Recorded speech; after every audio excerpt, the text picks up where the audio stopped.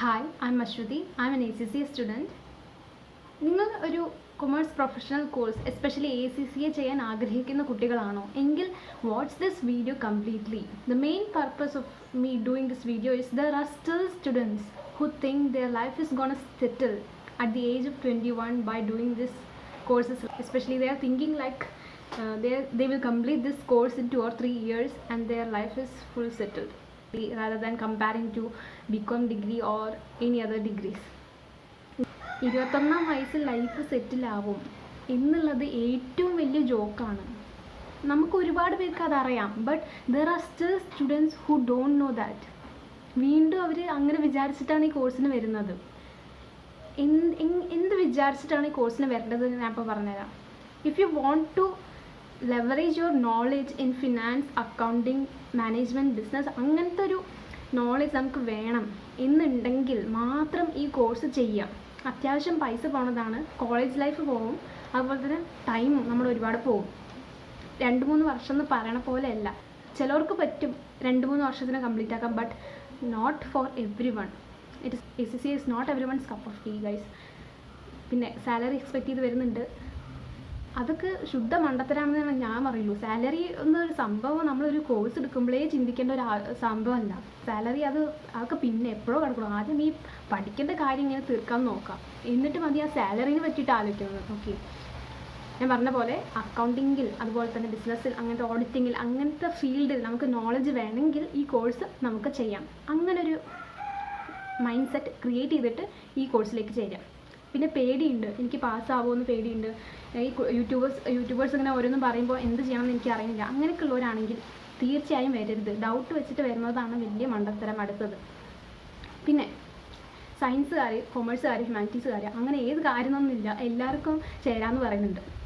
It's true, എല്ലാവർക്കും ചേരാം. But if you have another dream, അതായത് ഇപ്പോൾ ആർട്സിലാണ് താല്പര്യം, ജേർണലിസത്തിൽ താല്പര്യമുണ്ട്, ഡാൻസിലാണ് താല്പര്യം, അതുപോലെ തന്നെ വേറെ ഫീൽഡ്, നഴ്സിംഗ്, ITI, അങ്ങനത്തെ ഒരുപാട് ഫീൽഡ് ഉണ്ടല്ലോ, അതിലൊക്കെയാണ് താല്പര്യമെങ്കിൽ അതിൽ പോവാം. അതിൻ്റെ സാലറി എന്താണോ അതൊന്നും നോക്കണ്ട. ഓക്കെ, സാലറി ഇപ്പോൾ കമ്മിയാകും അങ്ങനെയൊക്കെ പറഞ്ഞിട്ട് ചിലപ്പോൾ കൊമേഴ്സ് പ്രൊഫഷണൽ കോഴ്സസ് എടുത്തു വരുന്ന കുട്ടികളുണ്ടാവും. അങ്ങനെയൊന്നും വിചാരിച്ച് അതൊന്നും എടുക്കരുത്. Stick on your dreams, stick on your goals. Commerce, humanities എടുത്ത് വരുന്ന ആൾക്കാർക്ക് എന്താണ് ഇവിടെ നടക്കുന്നത് തീരെ അറിയില്ല. അപ്പോൾ ഈ കോഴ്സസ് എടുത്ത് കഴിഞ്ഞിട്ടാവും മനസ്സിലാവുണ്ടാവും അത് എനിക്ക് പറ്റുന്നില്ല എന്നുള്ളത്. ഒരുപാട് കുട്ടികൾക്ക് ശരിയാവും ഇത്. അതായത് അക്കൗണ്ടിങ്, ബിസിനസ്സൊക്കെ താല്പര്യം ഉണ്ടാവും, അവർക്ക് ഓക്കെ ആയി പോകും. പക്ഷെ ഒരുപാട് പേർക്ക് അത് ഓക്കെ ആയി പോവില്ല എന്നുള്ളതാണ് സത്യം. പിന്നെ 13 പേപ്പർ മൊത്തത്തിൽ എടുക്കുന്നതിൻ്റെ പ്രശ്നം എന്താണെന്ന് വെച്ചാൽ, നമുക്ക് ചിലപ്പോൾ പകുതി എത്തുമ്പോഴാവും നമുക്ക് മനസ്സിലാവുക അയ്യോ ഇതിക്ക് പറ്റുന്നില്ല എന്നുള്ളത്. അപ്പോൾ നമ്മുടെ അടച്ച പൈസ മൊത്തം അവിടെ പോയി, പിന്നെ അത് റീഫണ്ട് ചെയ്യില്ല. അതുകൊണ്ട് എടുക്കുമ്പോൾ പേപ്പർ വൈസ് എടുക്കുക. പേപ്പർ വൈസിൽ ACCA രജിസ്റ്റർ ചെയ്യുന്ന ഇൻസ്റ്റിറ്റ്യൂട്ടിൽ തന്നെ പോയി ചേരാം. കുറേ പേര് ACCA രജിസ്റ്റർ ചെയ്യില്ല എന്നൊക്കെ പറയുന്നുണ്ട് ഇൻസ്റ്റിറ്റ്യൂട്ട്സ്.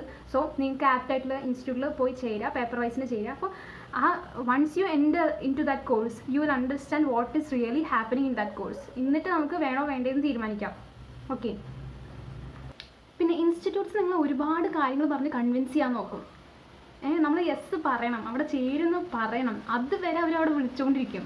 നമ്മളവിടെ ചേർന്ന് കഴിഞ്ഞോ, ഫീസ് അടച്ചോ, അതിനുശേഷം ഒരു വീഡിയോ ഉണ്ടാവില്ല, ഒന്നും ഉണ്ടാവില്ല. പിന്നെ ക്ലാസ് തുടങ്ങുന്ന സമയത്താവും അവർ പറയുണ്ടാവുക. ക്ലാസ് തുടങ്ങുന്ന 2-3 മാസം കഴിഞ്ഞിട്ടും ആവും. ഇൻസ്റ്റിറ്റ്യൂട്ട്സ് ചൂസ് ചെയ്യുമ്പോൾ ചെയ്യേണ്ടത് എന്താണെന്ന് വെച്ചാൽ, നിങ്ങൾക്ക് നിങ്ങളുടെ സ്ഥലത്തിനോട് ചേർന്നിട്ടുള്ള ഇൻസ്റ്റിറ്റ്യൂട്ട്, നിങ്ങൾക്ക് എവിടെയാണ് പഠിക്കേണ്ടത്, കൊച്ചിയിലാവാം, കാലിക്കറ്റ് ആവാം, തിരുവനന്തപുരം, വേറെ യു ക്യാൻ, അവിടെ അന്വേഷിക്കുക ഏതൊക്കെ ഇൻസ്റ്റിറ്റ്യൂട്ട്സ് ആണ് നല്ലത് എന്നുള്ളത്. പിന്നെ അവിടെ പഠിക്കുന്ന കുട്ടികളോട് തന്നെ ചോദിക്കുക റിവ്യൂസ്, അവിടെ നേരിട്ട് പോയി ചോദിക്കുക, അല്ലെങ്കിൽ ഇൻസ്റ്റഗ്രാം വഴിയോ അങ്ങനെ എങ്ങനെയൊക്കെ ചോദിക്കുക. അല്ലാതെ ഇങ്ങനെ ഗൂഗിൾ റിവ്യൂസ്, യൂട്യൂബ് റിവ്യൂസ് അതൊന്നും കണ്ടിട്ട് വരരുത്. മാക്സിമം അതിലുള്ള റിവ്യൂസ് ഒക്കെ ഫുള്ള് ഫേക്കാവും. ജെന്യുവൻ ആയിട്ടുള്ളത് കുറച്ചേ ഉണ്ടാവുള്ളൂ. പിന്നെ ഇൻസ്റ്റിറ്റ്യൂട്ടിൻ്റെ അടിയിലൊക്കെ നല്ല റിവ്യൂ കണ്ടുവച്ചാൽ അതൊക്കെ ഇൻസ്റ്റിറ്റ്യൂട്ടിൻ്റെ പെറ്റായിട്ടുള്ള സ്റ്റുഡൻസ് ഇടുന്നത് മാത്രമാണ്, അല്ലാത്തവരൊന്നും കമൻറ്റ് ഇടുകയില്ല അതിൽ. അതാണ് സത്യം. ഓക്കെ, അപ്പോൾ അവിടുത്തെ കാര്യങ്ങൾ അറിയണമെങ്കിൽ അവിടുത്തെ കുട്ടികളോട് തന്നെ ചോദിക്കുക. അപ്പോൾ എൻ്റെ ഒരു അഭിപ്രായത്തിൽ ഞാൻ ഒരുപാട് ഇൻസ്റ്റിറ്റ്യൂഷനിൽ അന്വേഷിച്ചിട്ടാണ് ഞാൻ ചേർന്നത്.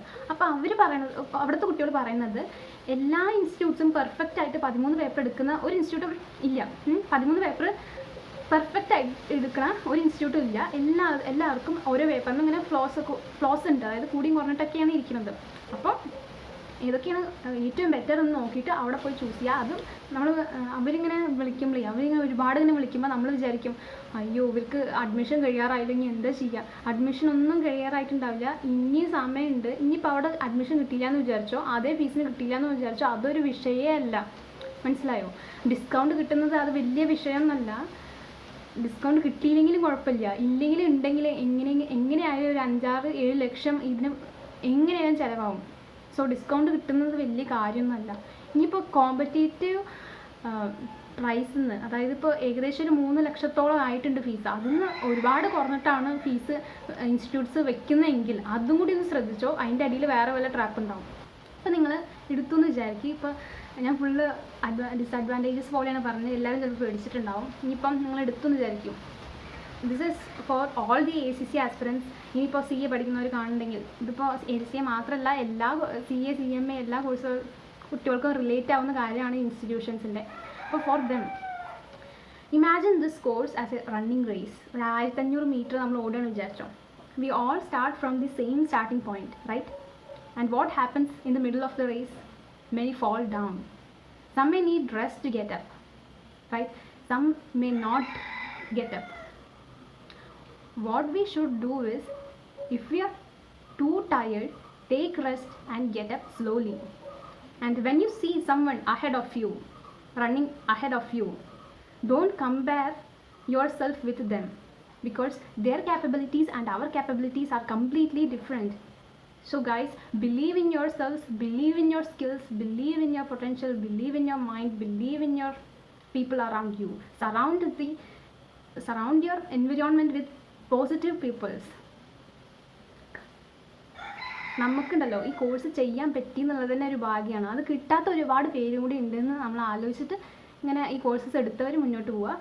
Others, stick into your dream and move on. Hope you all like this video. If you have any suggestions, please do comment. Also, you can contact me for the doubts. If you want any clarifications in any part, please do contact me.